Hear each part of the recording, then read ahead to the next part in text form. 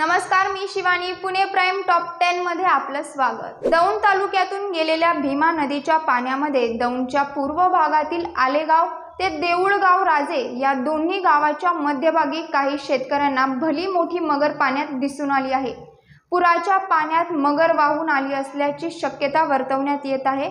मगर आढळून आल्यामुळे परिसरात खळबळ उडाली असून शेतकऱ्यांमध्ये भीतीचे वातावरण पसरले आहे. पुण्यातील कोरेगाव पार्क परिसरात असलेल्या पॉप्युलर हाइट्स 2 या इमारतीची कंपाऊंड वॉल कोसळली आहे.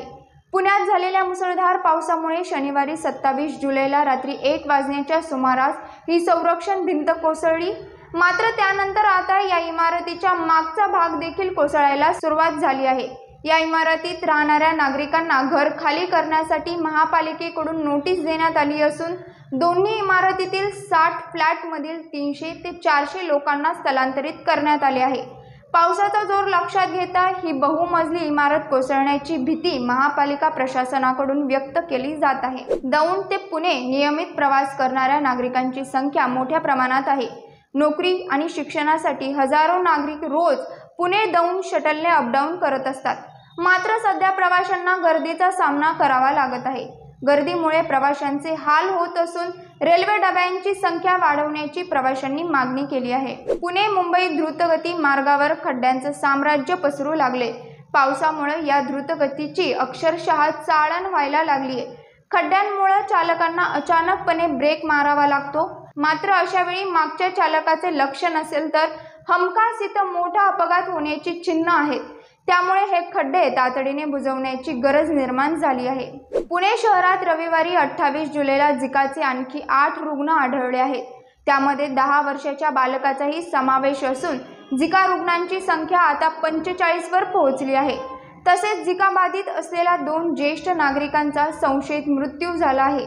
परंतु झिका बरोबरच त्यांना इतरही आजार असल्याचे समोर आल्यामुळे त्यांचा मृत्यू नक्की झिकामुळे झाला की अन्य आजारामुळे झाला याची तपासणी पुणे महापालिकेच्या आरोग्य विभागाकडून करण्यात येत आहे.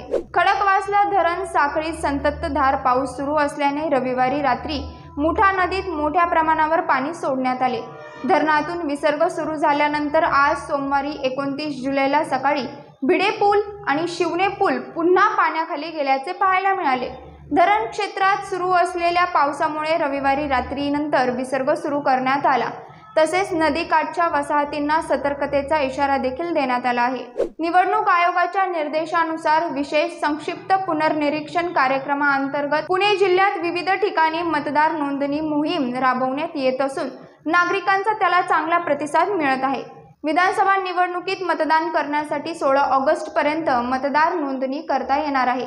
मतदारांना विशेष मोहिमेची माहिती देण्यासाठी स्वीप अंतर्गत विविध जनजागृती उपक्रम देखील राबवण्यात येत आहेत. शिरूर लोकसभेचे माजी खासदार आणि अजित पवारांच्या राष्ट्रवादीचे लोकसभेचे उमेदवार शिवाजीराव आढळराव पाटील यांनी शिवसेनेत परत यावं अशी विनंती कार्यकर्त्यांनी केली आहे. आढळराव पाटील यांच्या लांडेवाडी येथील जनता दरबारावेळी शिवसेना शिंदे गटाचे हवेली तालुका अध्यक्ष विपुल शितोळे यांनी आढळराव पाटील यांना पुन्हा स्वगृही परतण्याची विनंती केली.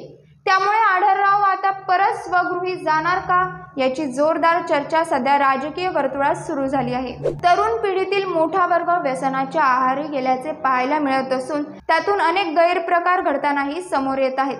अशातच आता पुण्यात 4 चाकी कारमधून प्रवास करताना स्टंटबाजी करणाऱ्या तरुणांचा एक व्हिडिओ समोर आला आहे. पुण्यातील कात्रज बोगद्यात दारूच्या नशेत गाडीच्या बाहेर अंग काढून नाचत असताना या व्हिडिओमध्ये दिसत आहे. याबाबत पोलीस काय कारवाई करणार हे पाहणे देखील तितकंच महत्त्वाचं ठरणार आहे. प्रशिक्षणार्थी IAS अधिकारी पूजा खेडकर यांना पुणे पोलिसांनी 3दा समन्स बजावूनही त्या अद्याप हजर झालेल्या नाहीत.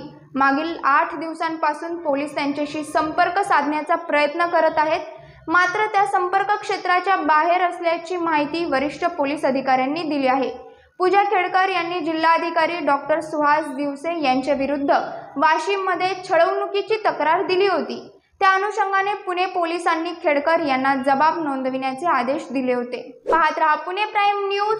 धन्यवाद.